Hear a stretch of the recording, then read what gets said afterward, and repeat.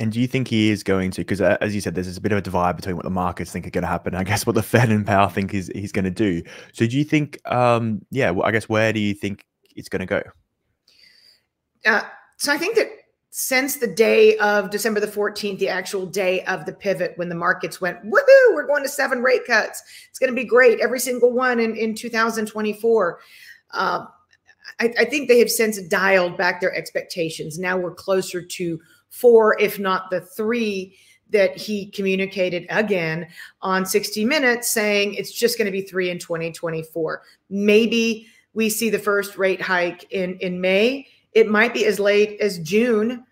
There might not be a rate cut on September the 18th. That's a toss-up. That's the FOMC right before U.S. elections. And history dictates that sometimes there are moves at that meeting, sometimes there are not. So we'll just have to wait and see how the headline data, it doesn't matter that we haven't had a single full-time job created since last February, a year ago, but we're going to have to wait and see how the headline data are reported to try and track Powell's next move. Okay, that makes sense. And do you think that is like a mistake on his part? Because it sounds like the economy is going to decline and it's going to be a risk of things getting worse.